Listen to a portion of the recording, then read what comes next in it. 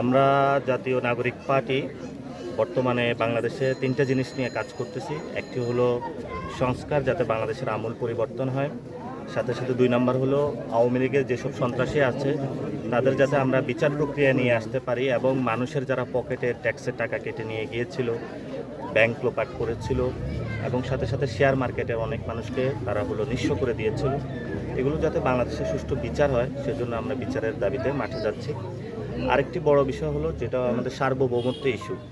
আপনারা জানেন যে ভারত থেকে পুশিং করার চেষ্টা চালাচ্ছে। প্রায় 5,000 বাংলাদেশি পরিচয়ে বাংলাদেশে পাঠানো, তারা অলরেডি স্টেটমেন্ট দিয়েছে, এসেছে। আমরা সেক্ষেত্রেও কাজ করছি যাতে আমরা নতজানু পররাষ্ট্রনীতি থেকে বেরিয়ে আসি, একটি স্বাধীন পররাষ্ট্রনীতির দিকে যেতে পারি।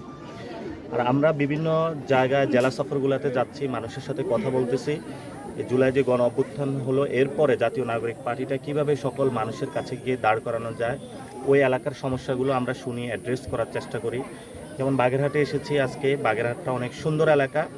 সাথে সাথে বাগেরহাটের উন্নয়ন ওইভাবে এখানে হয় নাই, এটা আমরা এখানে কথা বলেছি।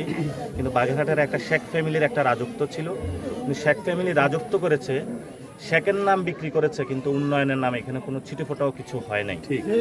এবং বাগেরহাটবাসীকে অভিনন্দন যে আপনারা শেখ সন্ত্রাসীদের থেকে বাগেরহাটকে উদ্ধার করেছেন, এবং আপনাদের এই জয়যাত্রা ভবিষ্যতে চলমান থাকবে।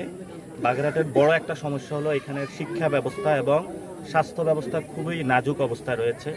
আমরা আশা করব যে সরকার এখানে দৃষ্টি দিবেন যাতে এখানে স্বাস্থ্য এবং শিক্ষা ব্যবস্থার উন্নয়ন হয়। আর আজকে আমার আসার উদ্দেশ্য হলো, আমাদের এই দেশে ইসলাম নিয়ে এসেছে যারা আমাদের অলি গাউস কুতুবরা, তারা নিবৃতে এখানে এসে ইসলাম প্রচার করেছে এবং তারা ইসলামের জন্য অনেক কাজ করেছে। যে আমার সামনে একটা পুকুর রয়েছে খান জাহান আলীর, এখানে 7 গম্বুজ মসজিদ আছে এবং এখানে দরগা শরীফ আছে।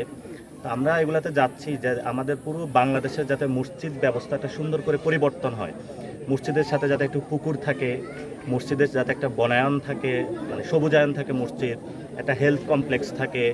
যারা বিদেশে যায় তারা যাতে মসজিদে এসে ইমামের কাছ থেকে অ্যারাবিক লেসনগুলো নিতে পারে। আমাদের বড় একটা সেক্টর কওমি মাদ্রাসা যারা পড়াশোনা করে, তারা যদি মসজিদে এসে আরবি শিখায়, তাহলে আমাদের পুরো মিডল ইস্টে কিন্তু বাংলাদেশে গিয়ে কাজ করতে পারে। আমরা এই জায়গাগুলো বলছি মানুষের সাথে কথা বলার সময়। এবং সাথে সাথে এই যে অনেক এখানে দেখলাম যারা আমাদের সিনিয়র সিটিজেন, মুরব্বী, বাচ্চারা পুকুরে গোসল করতেছে, এই যে একটা বাংলাদেশের সৌন্দর্য, এটা যাতে প্রত্যেক মসজিদের সাথে চলে আসে, আমরা এগুলো মানুষের কাছে আহ্বান করতেছি এই জায়গাগুলো বাস্তবায়ন করার জন্য। আর ভাই একটা প্রশ্ন করেছেন যে আমাদের ঢাকাটা আমি ইলেকশন করেছিলাম, সেখানে মির্জা আব্বাস সাহেব উনি অসুস্থ আছেন, আল্লাহ ওনাকে সুস্থ করে দিক, আমরা সে প্রার্থনা করি। এবং সাথে সাথে যাতে আমাদের পুরো বাংলাদেশ থেকে যে মানুষগুলো আগের যে রাজনৈতিক সংস্কৃতি ছিল সেটা থেকে বেরিয়ে আসে, যাতে আমরা নতুন রাজনীতি করতে পারি, আমরা আজকে সে জুমার দিনে এই প্রার্থনাটা আল্লাহর কাছে করি।